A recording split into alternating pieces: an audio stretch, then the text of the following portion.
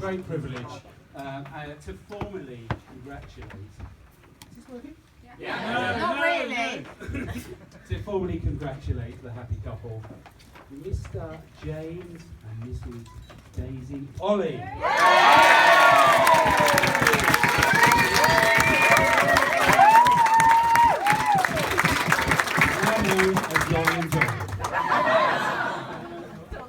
It's a great pleasure to welcome you here to this wonderful wedding. It's lovely to see so many friends. And Daisy and James have got some really wonderful friends from uni, from work, from school, Yankee Candle, over there. And I think, you know, it's great to see the camaraderie and the great love that you guys give to these people. So thank you very much for that. And family too.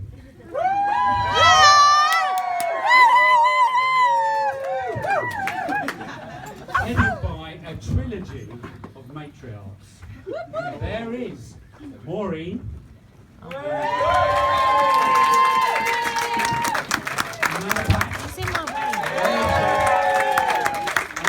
The great Mimi.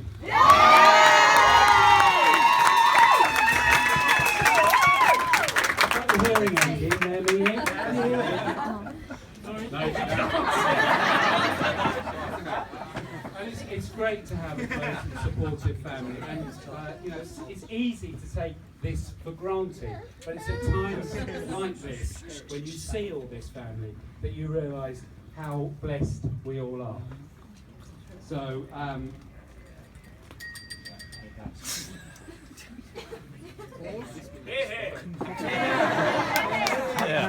hope you all enjoyed this. There's been a lot of work and a lot of planning gone into this wedding, and all of it has come from James and Daisy. So if there's anything wrong, don't blame me. They wanted a country wedding, and that's what they've got. The jam, the little details that they put, the jam that they made with Mimi over there. Well, there was going to be wheat on the table, but that was all bought at the top of the market. If you do come across any of it, we'll want it back on Monday to grind. The harvest has been pretty late this time. And the old flour truck, you might have seen that outside. Yeah. That only just made it, unfortunately, but it was there. And it's a little bit of promotion for the family firm that has supported the family over the last 150 years. I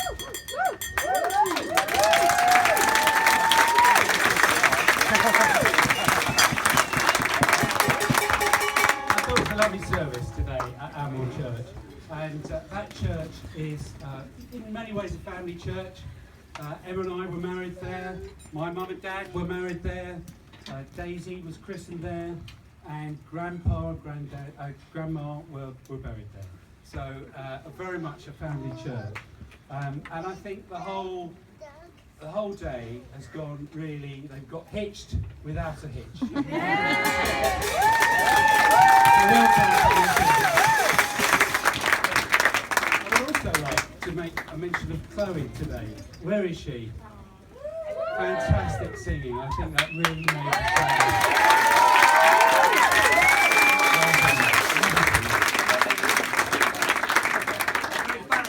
I'd like to welcome John and Sarah to the family fold. Now, I've known these two a very, very long time, and it is really a great honour to have our two families join in this way. And I'd like to thank you too for encouraging James to spend his life with you.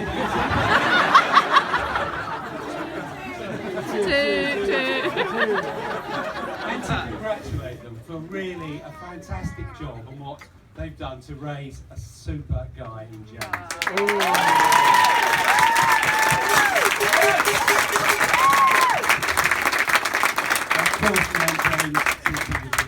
And it's a great honour to have our families joined in this way. It's been quite an emotional day so far. Emma has had a little cry. There's a beautiful little girl was leaving for the church. And Sarah, I think you had a little cry when you saw your handsome son come out of the church with his new wife. I've got to admit, had a cry. And that's just when I saw the bill for tonight.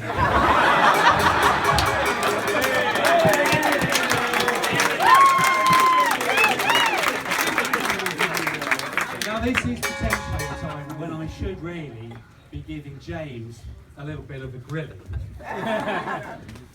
Late for that, Dave. To be honest, I've got nothing on him. I've been fact checking him for years. I can't find anything. He's a Haileybury scholar, a fantastic sportsman, an athlete, and an accountant. Now, I could give you my interesting accountant jokes here, but I don't know any. You are, of course, the exception. Now, this guy is either an angel or he's very good at hiding his past. Now, as an accountant, he will understand it when I say I've done my due diligence on this chap, and I can safely say that he gets a AAA grade rating as far as my precious goes.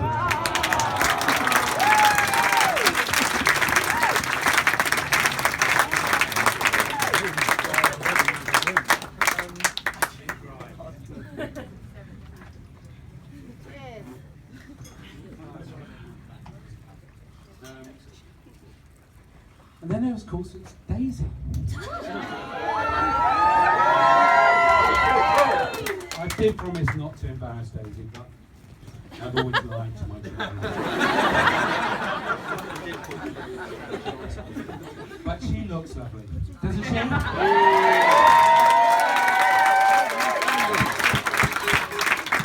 Not right. And, you know, it's so much more than that. She's done so well in her life. She's gone through school. She's done well on the playing fields, at school, at work. Yankee Candle. Yay! And your mum and I are really, really proud of you. Yeah. She's the kindest, most considerate, and fun-loving person I know. Yeah.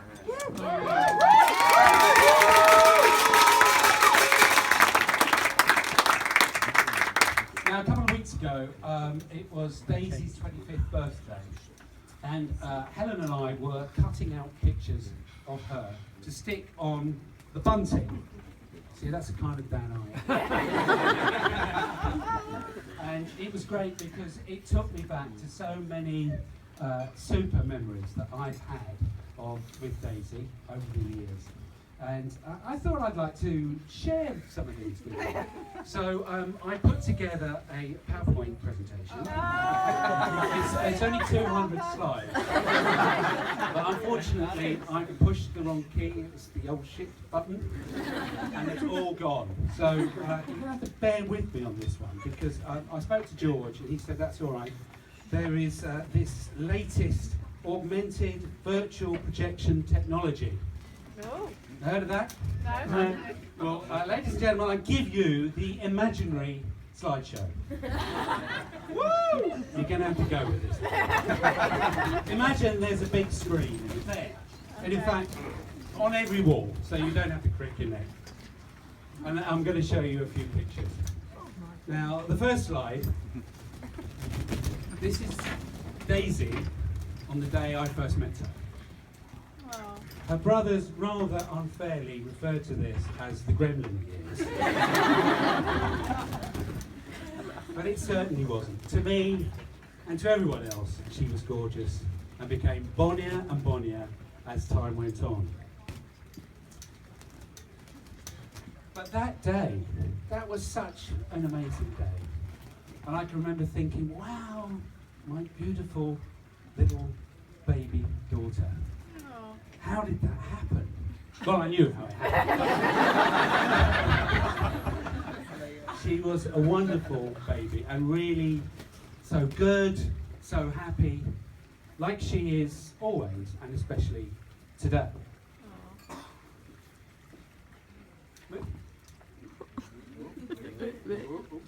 Moving on. Next slide.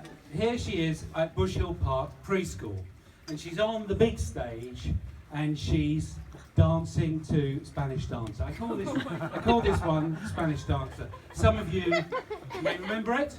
Yes. Well, this was her first introduction to exotic dancing.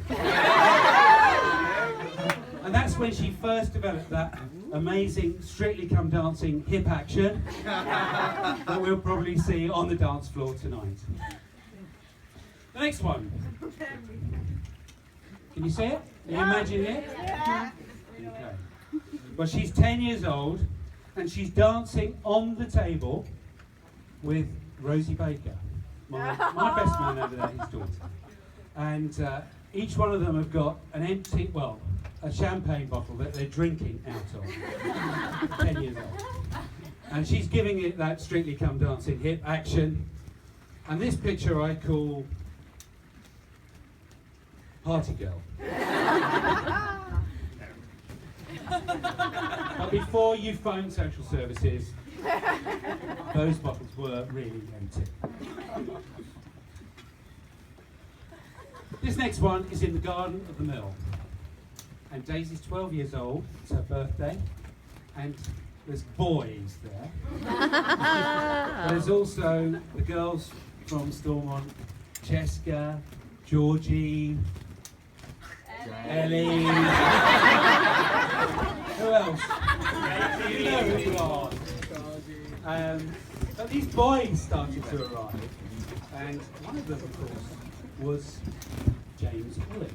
Now, he was there in the capacity as James's mate. Right? Yeah. So,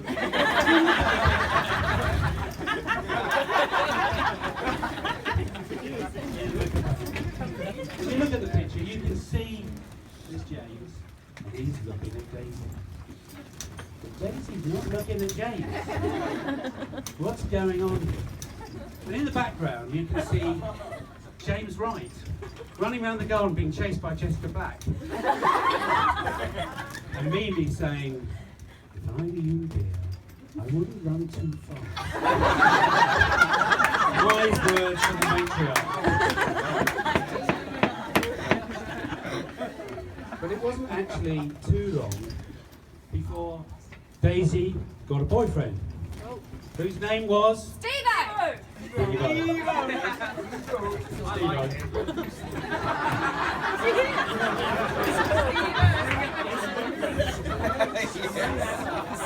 He was the first one, I think. First passionate love. First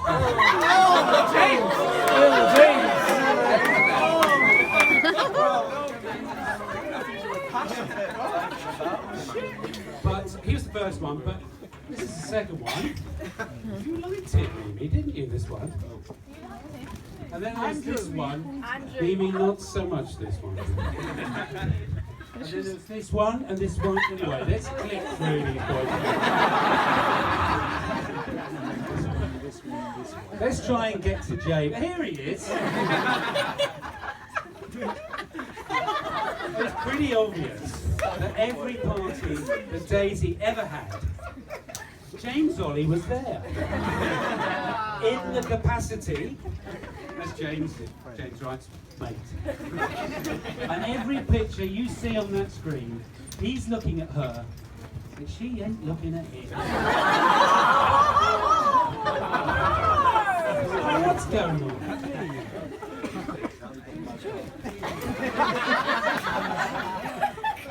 Then there was a party 3-4 years ago. And it was James's party. We went to golf, didn't we? We did golf, It's a week before Christmas.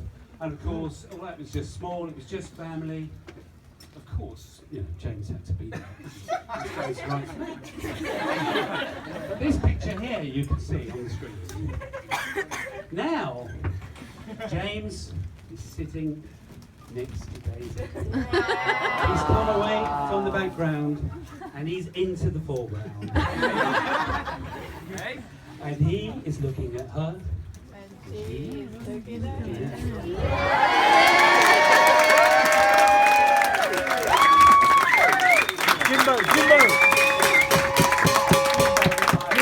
Jimbo. And it was pretty obvious that Cupid's bow had well and truly struck because they were inseparable. And it was very soon after that that I said to Daisy, "Daisy, is he the one?" And she said, "Yep, it certainly is," in her true inimitable style. Actually, this was a question that Emma had asked the kids some time back when they were very small. She said, "What sort of person do you think you're going to marry?" And George said, "Oh, somebody kind, somebody pretty." Right? And then we said to James, "So what sort of person are you going to marry?" And James was about 7 at the time, and he said, "Blonde, big ass, big tits."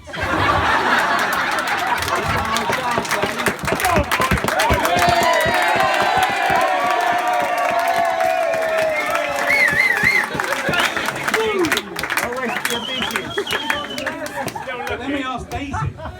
We said, "Daisy, who do you think you're going to marry?" And she said, "I want to marry somebody like my daddy."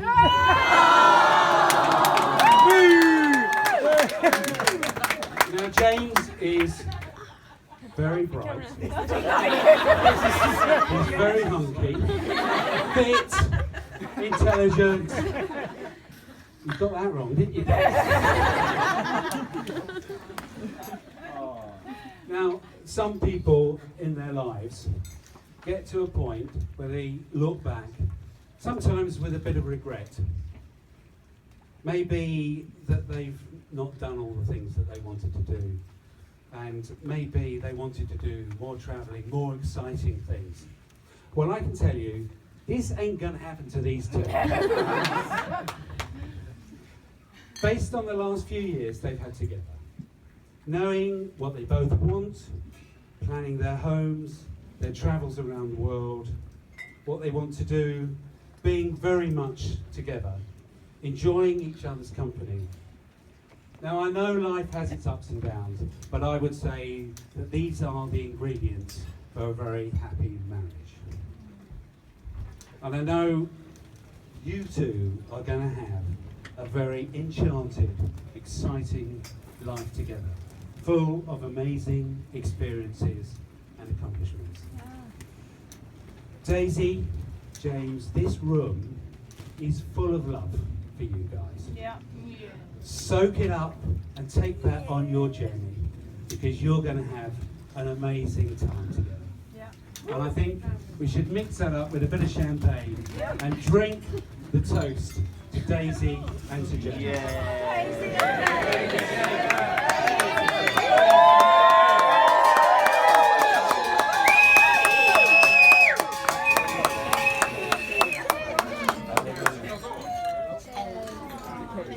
Good speech, David. Good speech. Well done.